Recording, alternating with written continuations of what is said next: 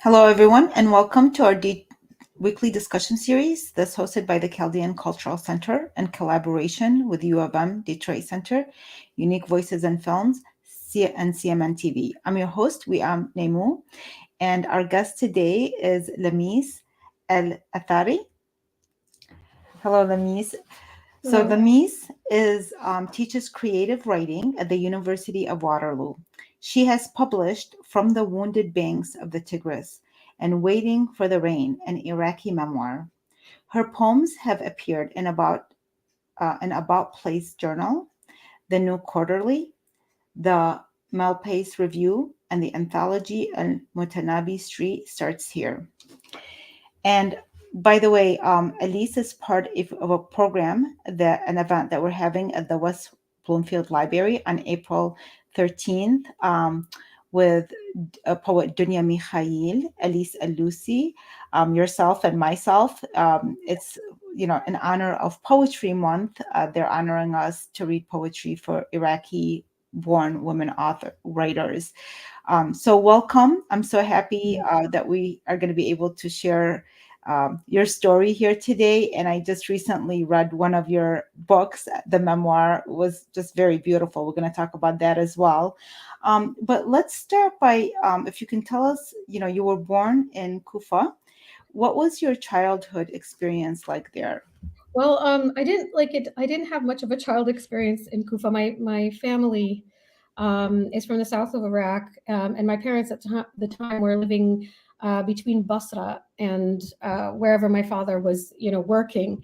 And so they went back home when my mother was having me, and I was born in the hospital in Kufa, but mainly lived between, where my father's family was, between Najaf, between Basra. So Kufa was kind of a little part of my growing up. I probably remember more about Basra than I do about Kufa. So then tell us, what was your Iraqi experience like, just being in Iraq?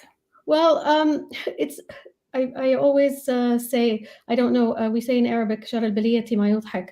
Sometimes there are things that are so, catastrophic that they're funny. You can't do anything but laugh, I guess. So when we were in Basra, the Iran-Iraq war started, and like my first memories are actually of like missiles hitting around our house. So it was that part of Iraq that I remember. I left Iraq when I was 6. We went to Canada and then the United States, and then came back when I was 13. So anytime that I was in Iraq, there was some form of war or something happening, unfortunately. Yeah, that's so interesting. So many of people's stories or their memories is based on that. We didn't experience, I was born in Baghdad, but we left right before the Iraq-Iran war. And so we didn't experience that. But everything after, even though I left, but our discussions about Iraq had to do with war. Yes. It was one war after the other after the other. And Yes. one of the reasons I wasn't able, for 20 years, I wasn't able to go back is because there was constantly war. And my mom used to say, just wait until things get better. And then at some point I said, Mom, I don't think things are going to get better at some point. So I won in 2000 before the 2003 war, thank goodness. And I got to, see it when it wasn't, even at that time, because it was under sanctions. So there was always that story behind it. But when I was reading your book, what really drew me is, you talking about your ancestors, particularly your father and your grandmother, Bibi, and share a little bit about their stories, because I found that very beautiful. I think what happened after I left Iraq, my little family, my husband and my son, we left Iraq in 2006. And after that, like almost immediately, I started to have all these memories of back home, and I wanted to reconnect. So I would call my parents and ask about stories or try to remember things that took place. And one of the reasons that I begin with talking about like my grandmother and my grandfather and my father's village is because my dad was so against the fact that I was writing about Iraq and writing only about the war. And he said, well, you come from a line of strong women. My grandmother used to do folk poetry. beautiful folk poetry that people still talk about now, years after she passed away. She passed away early 1980s. So, I mean, I think what they kind of give us unintentionally, intentionally maybe, I think we carry it with us wherever we go. So that longing to be back home, that longing to be close to the land, that longing to hold on to some of those traditions, I think it comes from her and from that village actually, and the women there. I can't hear you. There was a painting Yes. in there. Can you tell us who painted that, and what is that a representation of? I did that. I did that paint. So when we first arrived in Canada, I think 2008, and we didn't have any like furniture. We didn't have anything to hang on the walls, and I would go to the stores and I'd look at these paintings and things on the walls, and I'm like, this doesn't represent me. It doesn't represent what I want to place in my home. It doesn't reflect who I am. So I don't know if you can see in the back, right up there. I can see that, yes. Okay, so that was my first painting, and it's called The Fortune Teller. And it was one of my first, like, I brought home, some paints. I think it was from the dollar store or something. And then I just sat down, and in one afternoon, I put that together. And I started drawing and teaching myself. I haven't taken classes or anything. I've been trying to, but with work and studying and everything that was going on, I didn't have time. So the painting that you actually see is a part of a two-piece, which it's called Carrying Baghdad. And the woman in the original is actually holding like Baghdad over her head and carrying it. So she reminds me, I think that painting reminds me of my grandmother. My grandmother had braids. She had tattoos. I don't know if you remember, a lot of the women in Iraq had tattoos. The tattoos were for beauty and for health reasons. Like they'd say, well, if you have tattoos here, you don't have headaches or something like that. Or they'd have them in their joints, so you don't have joint pain. And so I felt it was the closest that I could get to representing her. It's a beautiful painting. I wish I had to get it on Kindle to have time to read it, but I highly recommend it. It's called Waiting for the Rain, an Iraqi Memoir. And when I realized that you wrote, because we've met in person before, yes, but I didn't know that you also wrote nonfiction. I knew you mostly as a poet. Yes. And when I was reading it, I know for the most part, especially Middle Easterners in general, they are not too much into memoir. Although I always encourage people, I tell them, your story, I don't care what your background is, I don't care where you were born, but your story is the most precious thing. I'm always so infatuated by people's stories, because I think everybody has a unique story that you can't duplicate, and especially people from Iraq, there's not enough memoirs out there for us. You have history books, you have fiction, which there's nothing, they're beautiful as well in their own way. But a memoir really brings you that feeling of what it is like to be an Iraqi or an Iraqi American. And it's coming through those stories that even when you're talking about your grandmother, she reminded me so much of my mother. Okay. She was, because my mother also didn't go to school, but she just had this strong, and that painting that you said, my mom could, like, I always say, she could run a whole corporation. She could, better than some of the people that are running. It is true. These women were like, I think that's one of the issues why here in the West, that concept of memoir, there's this, I'm not going to get scholarly, but there's this concept that we don't have enough agency as women in the Middle East. We're all viewed kind of as incapable of doing anything because we're ruled by men. But the reality is, it was my grandmother that kind of kept the village going. She was, she was the person who people went to when they needed something. She was the person to celebrate with. So she had a very big role in that village. Even though my grandfather was like, the sheikh there, he was kind of the head of the clan, the tribe, whatever you want to call it. But it's the women that kept it going. And it is, even in the war, it's the women that kept us fed and cared for, and things were taken care of and organized, because the men really didn't do anything. It was all in the women's hands. When you're honoring them, because what else can you do aside from honor them and through their memories, through their storytelling? Yeah. I find storytelling to be such a powerful way to shift consciousness, to change narratives. Unfortunately, the way things have gone, there's always this constant war that keeps our focus on certain topics over and over again. It's really hard to break through that, because there isn't enough of stories such as yourselves writing a memoir that is highlighting your grandmother and her power. And for myself, I really love memoir for that reason. I bring in my mother, my grandmother, even there's so many of the men in our family that don't have the stereotypical roles that most people would think, right? But unless you read a story, when I came to this country, we had to come through Jordan, and during that time, I read Gone with the Wind. I was 9 years old, and I read Gone with the Wind, and that was my impression of the United States. At that age, given the story, it didn't have to do about my people. It was a Western voice, but because the storyteller was so great at delivering the story, which a lot of it was based on material she's gotten from her ancestors, I was able to have a feeling for Americans through this novel, that we could do the same thing. I think for people, I felt that way when I was reading your book, and I'm glad that your father gave you that advice. Yes, wonderful. What a wise man. Yeah, he was. I felt that, and I didn't know that it was at the suggestion of your father, but I felt it. Yeah, you actually I refer to it if you go back to kind of closer to the end. I have a poem in there. It's called My Father and My Memories.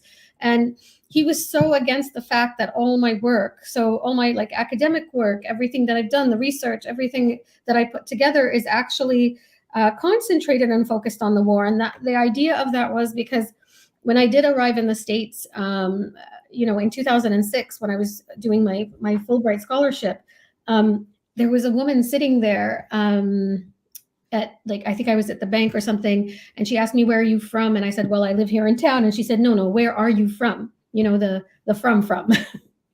And I said, "I'm from Iraq." And she asked me, and she said, "Did all those people really die there?" And I think it hit a nerve at the time, the situation that we were in, the lack of knowledge that people had outside of Iraq about what was going on, especially with the day-to-day life. And so I think it stuck with me that I needed to talk about it. And one day my dad was really upset. I was reading something to them, and he said, "Talk about your childhood, talk about your grandparents, talk about the fun days, talk about the good stuff. Iraq is so many other things." And it was true. Iraq is so many other things. And even though there is a portion of it, a large portion of the memoir is about the war, because I did want to talk about that daily life of women during these times. It's because of him that I decided to kind of start from the beginning and start with my grandmother and start with the village. And it was interesting. A few years ago, I had I think it was before I published the work. I was at the Arab American Museum, and we were doing a reading. And I was reading that section on going from Baghdad to Al Harmiya, that little village. And there were people sitting in the audience who came up and it's like, "We've used that same road, and it's exactly like that. And I haven't seen it for 20 years, and you're describing it exactly the same." And I went in 2021, and it's exactly the same. So it hasn't changed. But it's interesting to see those connections, for my family, for other Iraqis who kind of have been to some of the places that I talk about, or have experienced some of the things that we did go through. So Iraq is so much more than the wars. And I think that focus on the wars, I think we need to change that. And you're an example of that, of changing that, that's the thing. It's not what you started with that makes a difference. So it's not that you're denying or overlooking the fact that there was war, because there's no way to get away from that. But it wasn't the essence of what I got from the book, and it made it a different type of reading experience. That's good. I like to hear that. That's really nice. Yeah, it's true. In one of your sections, I want you to maybe share with your own words. You have a section called Becoming Iraqi. Yeah. Tell us about that. Well, so I told you that we left. So we left Iraq in right after the Iran-Iraq War started.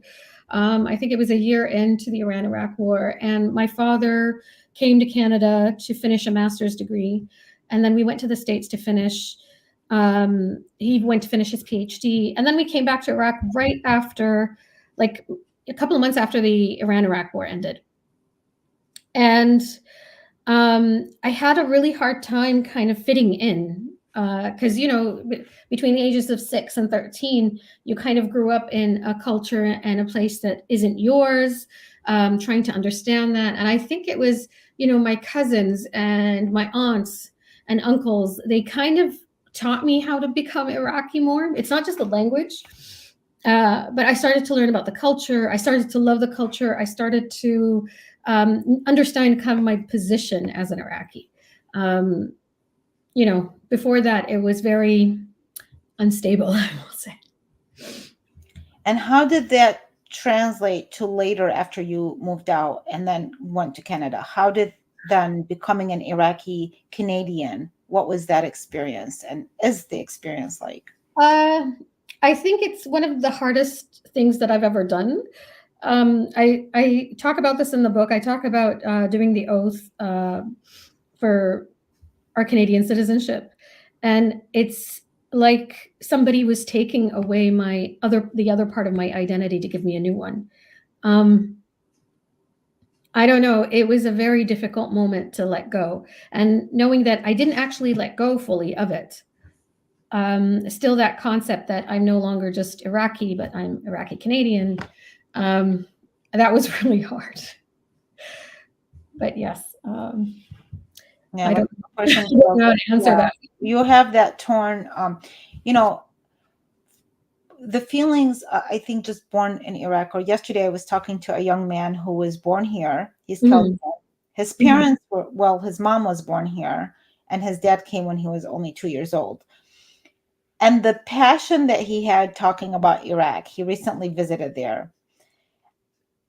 I think there's something about that, it's an incredible civilization. It's so rich with history. It's not something that you in your heart you can just disconnect. No. You realize, all of us had to leave for certain reasons, and we are very grateful for where we're at. That's right. But that's not a history to just let go of. And I think we all, by being, whether we're writers, whether we're, in his case, he's an attorney, but he's so into history and archaeology, and I think it's because of where his roots are. We're all still are able to serve our ancestral land in different ways. Yeah. And with the technology nowadays, it's like we have borders in our world, but we don't with technology. Yeah, that's right. You're able to access so much. And for instance, with the October kind of uprising or revolution, whatever you want to call it, that took place in 2019, everything was coming through. We were watching things happen. We're standing on the outside, looking in and seeing those things that were taking place. And we still do. So anything that happens in the area, you're kind of connected through, cousins and friends and everybody that's living there. And I think there's something about Iraqi people that it's very welcoming. They're very welcoming. They're very open. They're very, you don't feel that you're a stranger anytime you're with them. I mean, that's my feeling, I guess. I shouldn't imprint that on anybody else. But my sons both, well, now my eldest is turning 21 and my youngest is turning 16. Both of them noticed, they said, well, it's not the place that you're missing, it's the people. And that's what it is. Iraq it's people. It's their generosity. They still have that hospitality, that and despite everything that has happened, there's something. And when well, I mean, as long as I left Iraq when I was 9 years old, but every time there was a war, we felt it. Yeah. We felt what the people were going through, and it was there was a sense of guilt. I think Yeah, in my case, I felt like, well, why is it that some people can escape that and others are you yeah, are yeah. kind of forced to endure something that you wouldn't want wish on anybody. Yes, So there was a whole process of guilt and trying to understand and going back and further in memories, and really it's part of our growth too, is to just understand how to detach from that, honor our ancestors, but at the same time realize that this is our home now. yeah, This is our home. Yeah. yeah. um you teach um you teach creative writing. First of all, what was that, your major that you majored No, in? no, my work actually, like my research for the past, I will say since 2007, has been on Iraqi women's writing in North America. So the focus has been about Iraqi women who actually write in the diaspora, who write here in the United States and in Canada, usually about traumatic events. But I've kind of expanded that to include everything, not just trauma. But that is kind of my main work. I teach literature, I teach writing, and I teach creative writing. But in the last few years, I've been kind of focused on creative writing with the teaching. And so do you find, because of what you used to focus on and previously, do you have a lot of people that are maybe immigrants in that case, or not necessarily, or from different? I think our like student body is kind of, it's diverse. It's always interesting. Last term, I had a student who was actually from Iraq. She wasn't born there. She was born, I think, in the States. And it's always interesting to see these new generations coming in and how they view things. I try my best. Like at the time, I brought in Dunya Mikhael for a reading at the university here, at the University of Waterloo. I try as much as possible to kind of bring the Arab voices or Iraqi voices, women's voices here. But it's, uh, I think students are interested in something outside of just what they see in Western literature. Um, and and that's what we try to do with our courses. So the course that I have is very diverse. We have, material from everywhere. We have poetry from everywhere. So students can kind of see, their own positions in these conversations that are taking place outside of Canada and the United States. And that's at the University of Waterloo, right? This is where the classes are. Yeah. You do have, is this also a book from the Wounded Banks? From the Wounded Banks of the Tigris is also a book. It's a poetry book. It's a poetry book. Yeah. Okay. Well, can you read a few poems for us before we go to the next Sure. few questions? Okay. Sure. What would you like me to read? Is there something specific? No, Or? you choose. I want to just listen and enjoy. Okay. Hold on.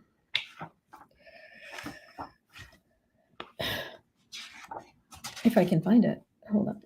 I do have. I will read Baghdad from the Wounded Banks of the Tigris. So the Wounded Banks of the Tigris is kind of split into two sections. The first section is called Wounded, and the second part is called Exiled. And this poem, Baghdad, sits kind of within the exiled part.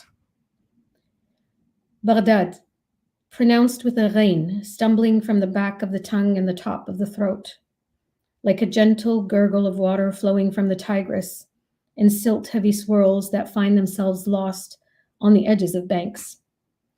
From the tips of our tongues, we pile the memories and stack them like the bricks of homes we left behind, now filled with solitude. With our cardamom-scented teacups neatly tucked in dust-laden cupboards, we sit here, always looking back, to a city rooted in centuries, withstanding conquerors and battles, occupied and liberated.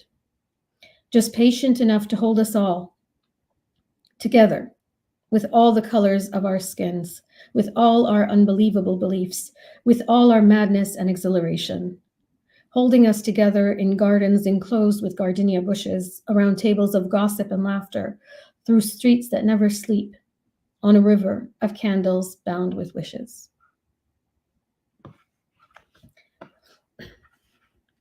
Can you read one more for us? That was so beautiful. I know Thank somebody here, one of our listeners says love Baghdad. you. These are kind of dark. I'm trying not to read dark things. That's okay. I'm going to go back. Okay, I'm going to read, I have a poem called Creative Writing that I actually started writing during one of my classes as students were working. We were doing a workshop. So this is kind of a reflection on what I was feeling at the time. And this is from Waiting for the Rain, the memoir. Creative writing. I stand behind the podium as my students write.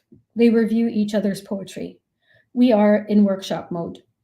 The sound of pencils striking the paper, the melamine surfaces of tables, reminds me of school days and exams, sitting in crowded classrooms in navy blue jumpers, our white shirts bleached of dust stains, ironed crisp, our hair up in tightly bound ponytails, meticulously held in place with black hairpins. We write what we have memorized by heart. Lines from the hanging poems, the dense, intricate words settle right above our heads in clouds of dust storms, galloping Arabian mares, and woven goat hair tents.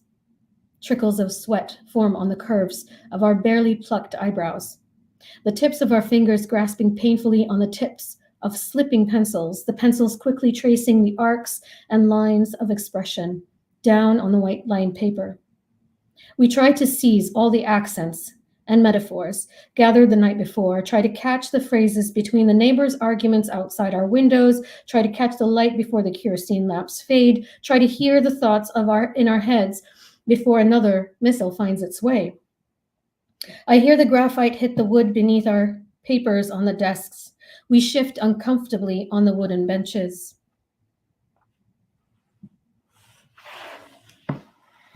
Thank you so much for reading for us. And Lamise, did you start off with poetry? Was that what you first started writing? And how young were you when you started? So around the age, I think I'm going to say around the age of 15 or 16, I started kind of journaling. I will say it was more like I started writing poems in English, trying very rarely to do it in Arabic. My English was much better than my Arabic at the time. It still is in many ways. And so I started writing, but it wasn't something that I could show anyone. And when we arrived in the States, what I didn't know was that I was carrying so much of the trauma that, we brought along with us, that I kind of, like, I'd see it in my dreams, that I'd see the war, very, very aware of it kind of all the time, wherever I was. And so one night I woke up, I think I heard a bang on the door outside. And we were living like in like an apartment where a lot of students were. So I'm guessing, it was a party night or something for somebody. And I thought it was Americans like the American troops trying to open the door. And so we almost immediately, I woke up my husband and I said, somebody's coming, to take us. And he was like, you have to calm down. We're not in Iraq anymore. And I started waking up repeatedly night after night until one night I woke up and I had this image of the poem in my head. It was called Smoke. And it was about Baghdad. It's in the wounded banks of the Tigris. And all I could think of was that image of Baghdad burning. And so I wrote and I started expanding that. I took a course while I was at Kansas State University in creative writing with Dr. Elizabeth Dodd, which really, really helped me kind of understand how to do it in a way that is accessible to everyone and I guess stronger than I was writing. So I did start with poetry. Poetry was kind of my first thing. And you had the support of your husband and your family that you were able to continue to continue that path. They have been very, very supportive all the way. And I think while even my aunts, for instance, who are in Iraq, when I meet with them, when I go to Jordan or we talk over the phone and I talk about my work, they're interested in knowing what I'm writing about and what I'm doing and what's next, because all of them are creative in one way or another, especially like with poetry, especially with folk poetry. And so even though I'm doing it in English, for them it's still I'm still. They understand and appreciate, yeah, what you're doing. Yeah. So that brings us to the last question in this case. What message would you give people, particularly of Middle Eastern background, whether Iraqis or not, because a lot of us do have so much similarities with the traumas, with similar stories. Yeah. What message would you give them, those who are trying to get involved in the creative field, particularly writing? I highly encourage, I mean, I always say everybody can write. Um, I think our stories are not read enough. I think they're not published enough. I think our voices are not heard enough. Um, and I think it's going to take a while until they are. So if we don't try to do more of it, it can be poetry, it could be memoir, it could be story writing, it could be even just oral, sharing, the oral stories with each other. I think all of that is so important. And Iraqis, each one of us kind of have a different experience of Iraq. It's not just the war, but depending on where you lived. If you lived in the north, it's different. If you lived in Mosul, it's different. In the south of Iraq, it's different. Even in Baghdad, within Baghdad, it's different for different areas, right? So there's so much to carry and bring and share that is outside of that experience of war, I think. So it's just important to share that story. Like you said, just get it out there, get the voices, get the stories out, because there's a lot of stories that of Americans, with Iraqi ancestry, that have their uniqueness. I'm sure our children, like my children, were born here, and they have their own perspective on what it is, what Iraq means, what it is to be a Chaldean, what it is to be Iraqi, what it is to be part of the Middle East, all these things. So just getting it out, sharing our stories. And I think also, we lifting each other's voices, I think would also really help, because we are a small group, and everything makes everything. I remember Rola Nassif, one time, she's a Lebanese American filmmaker. One time we were having a discussion. This was so many years ago, I think over 10 years ago. And I said, I don't know if I should do this or that. I don't know if this part that I'm doing matters. And she looked at me and she said, everything matters. Yes. Everything matters. So from that, and I thought, that means anything we put our hands on, any lifting that we do in any way, any inspiring work that we provide does make a difference, even if we don't see it. So, and you being here is one of those examples. Well, I really appreciate it. Thank you for kind of doing that support and inviting me here. I'm really honored to be here and to be talking to you. And for anybody who is local, who's in Michigan, Lamise is going to be traveling from Canada to visit us. Yay! So we are going to have an in-person event on April 13th. That's hosted by the West Bloomfield Library in collaboration with the Chaldean Cultural Center. And it's thanks to a documentary that was started and produced by Dunya Mikhail. That it's a small 10-minute documentary about Iraqi-born women poets. So if for people who want to join us, that information is going to be available. It's a Saturday, and then they can join us there. Lamise, thank you so much. I look forward when you come and visit, so that we can.